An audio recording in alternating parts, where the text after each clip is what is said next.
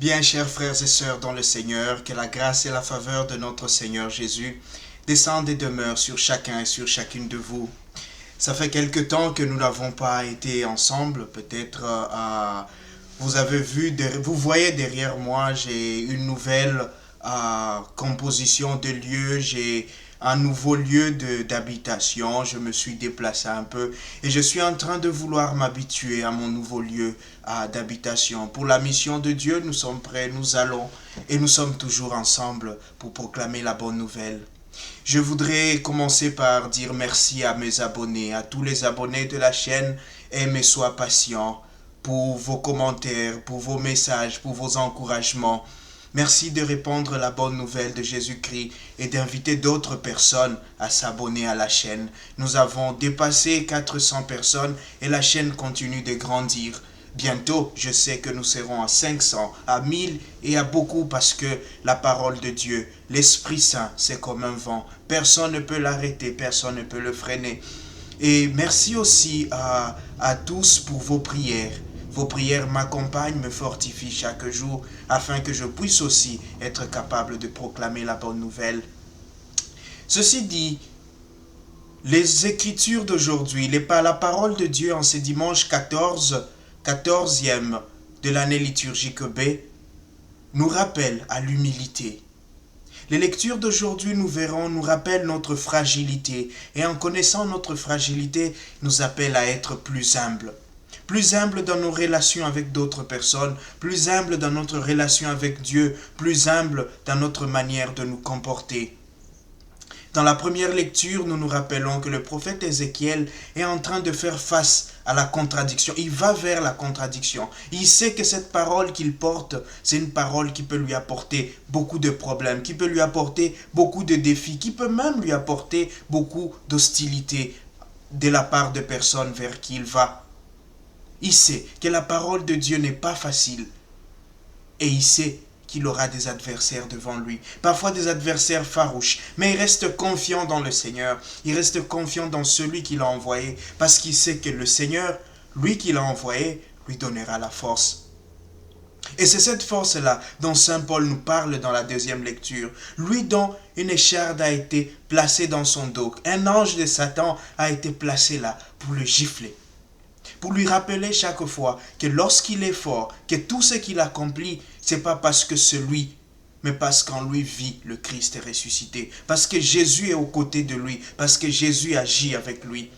Nous sommes capables d'accomplir de merveilles. L'homme est parti sur la lune. Nous avons construit des véhicules, des avions et tout cela. Nous avons accompli de grandes choses lorsque nous regardons l'histoire de la civilisation humaine.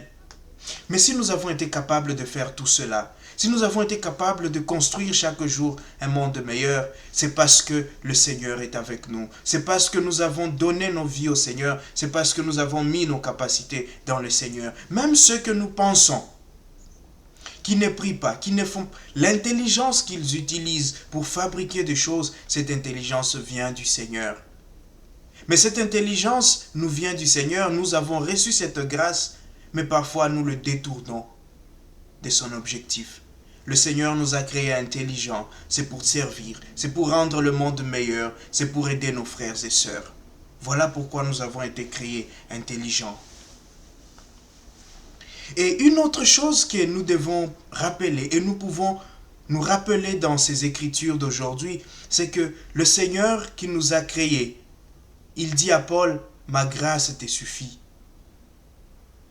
Tu as demandé. Parfois nous demandons au Seigneur d'éloigner de nous certains péchés, de chasser de nous certains mal ou certains maux, de faire partir certaines souffrances. Mais le Seigneur nous rappelle une chose, nous avons reçu sa grâce. Nous sommes capables de vaincre le mal par sa grâce. Nous devons compter sur sa grâce. Souvent quand nous sommes dans les problèmes, nous avons tendance à compter sur nous, à aller voir les féticheurs, à aller voir celui-ci et celui-là.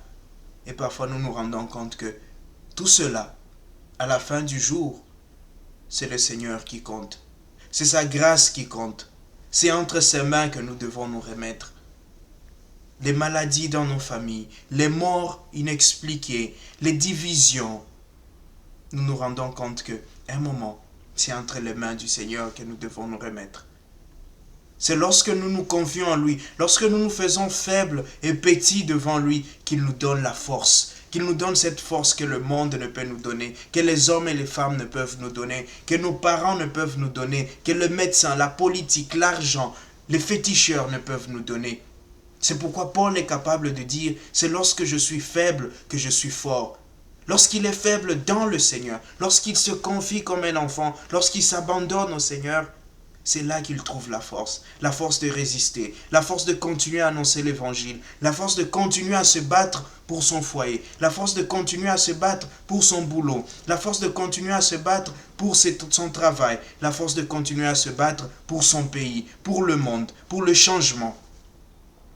Voilà le premier point que je voudrais nous rappeler, que tout est grâce, tout nous est donné par la grâce de Dieu et c'est à nous de savoir utiliser cette grâce de Dieu, c'est à nous de savoir orienter cette grâce vers le bien.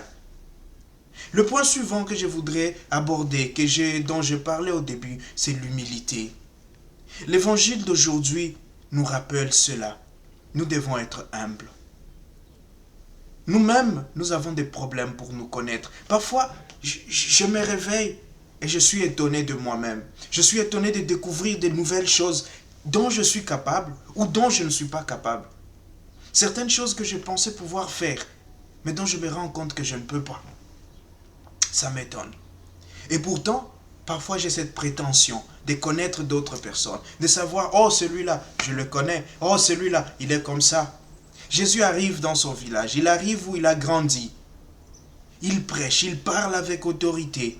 Et ceux qui sont là, c'est vrai que c'est normal, quand on a grandi avec quelqu'un, je suis prêtre. Et parfois peut-être lorsque je rentre chez moi, ceux qui me voient à l'autel, sanctifié, appeler l'Esprit Saint sur le pain et le vin, pour qu'ils deviennent le corps et le sang du Christ, ceux qui ont grandi avec moi, ceux qui m'ont connu, ceux qui connaissent ma vie d'une certaine manière, d'une manière ou d'une autre, se diront, mais celui-là, on le connaît assez bien. Ou bien on dirait, bon, celui-là, est-ce que je peux me confesser chez lui? Ça arrive. Ce sont des gens qui, peut-être, ils me connaissent. Ou peut-être alors, ils ne me connaissent pas assez. Et c'est cela que Jésus expérimente chez lui.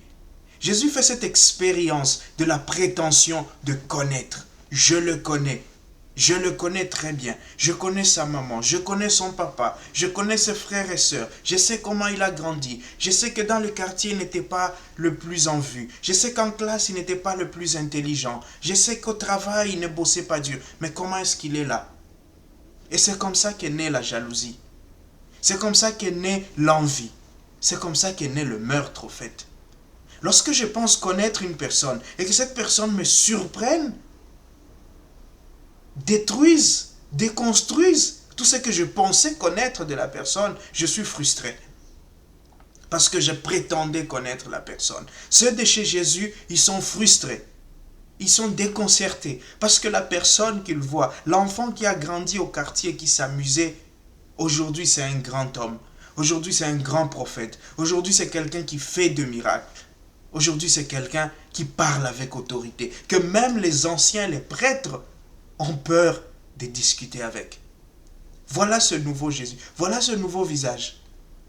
Mais puisque son peuple, ceux avec qui il a vécu, il a grandi, pensaient le connaître, il se contente de parler de ces Jésus, fils de Marie, fils de Joseph, de ces Jésus dont on connaît le frère et les sœurs. Et Jésus dit cette phrase, aucun prophète n'est bien accueilli chez lui. C'est un danger, mes chers frères et sœurs, que court l'Église aujourd'hui. C'est danger de trop vouloir, c'est danger de penser vouloir, non, c'est danger de penser connaître à fond. C'est une interpellation pour nous surtout, les chrétiens catholiques que nous sommes. Nous pensons trop connaître Dieu. Nous pensons trop connaître Jésus. Nous pensons trop connaître la parole. Et nous tombons dans le piège de l'oubli de la parole, le piège de l'orgueil. Nous tombons dans le piège de la prétention. Et nous ne voulons plus écouter parce que nous pensons connaître. Nous ne voulons plus nous laisser transformer parce que nous pensons que nous sommes arrivés. Nous ne voulons plus nous joindre à ceux et celles qui ont besoin de nous parce que nous pensons que nous sommes purs. La parole de Dieu nous interpelle aujourd'hui. La parole de Dieu interpelle nos familles. Beaucoup de mariages peut-être sont en difficulté parce qu'on pense trop connaître son conjoint ou sa conjointe. Des familles sont en difficulté parce que les parents pensent trop connaître les enfants. Je peux perdre mon travail parce que je pense trop maîtriser mon travail. Je ne veux plus évoluer, je ne veux plus découvrir, je ne veux plus qu'on me corrige, je ne veux plus qu'on m'interpelle. Beaucoup entrent en crise dans la vie religieuse, dans la vie du sacerdoce, parce qu'on pense qu'on est arrivé, on pense qu'on connaît assez la vie dans laquelle on est. Et on est surpris lorsque d'autres nous rappellent, lorsque la vie elle-même nous rappelle que nous devons continuer à chercher. Et nous qui sommes chercheurs de Dieu, nous qui travaillons chaque jour à l'avènement du royaume de Dieu, n'oublions pas que Dieu, c'est chaque jour que nous les cherchons. Jésus, c'est chaque jour que nous les découvrons. Son amour, c'est chaque jour que nous l'expérimentons. Ne nous lassons pas de découvrir Jésus. Ne nous lassons pas de connaître Jésus. Ne nous lassons pas de lire la parole de Dieu, d'écouter la parole de Dieu, de digérer la parole de Dieu, d'examiner notre conscience, de prier chaque jour, d'aller à l'église, de nous confesser. Ne nous lassons pas d'aider nos frères. Ne nous lassons pas d'accueillir les pauvres. Ne nous lassons pas de vivre comme enfants de Dieu. Beaucoup de personnes souffrent aujourd'hui et ont besoin de nous. Beaucoup de personnes souffrent aujourd'hui et ont besoin que nous les découvrions davantage. Beaucoup veulent se confier, beaucoup veulent nous parler, beaucoup veulent s'ouvrir à nous.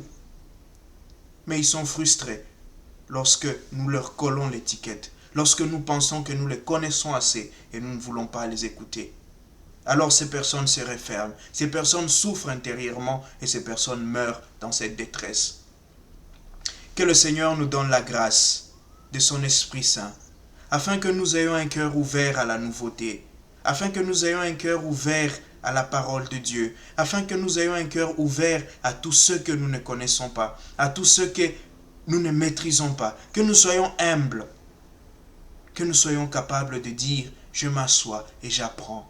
Je me tais et j'écoute. Je pose des questions parce que je veux savoir. Que le Seigneur donne cette sagesse à ses prêtres. Qu'il donne cette sagesse aux religieux, aux religieuses. Parce que nous allons construire l'Église que si nous sommes humbles, que si nous savons écouter, que si nous savons nous taire, que si nous savons laisser l'Esprit Saint parler à nous. L'Esprit Saint nous parler de Jésus. L'Esprit Saint nous parler du Père. L'Esprit Saint nous parler des autres. Que le Seigneur nous donne cette grâce aujourd'hui et tous les jours. Amen.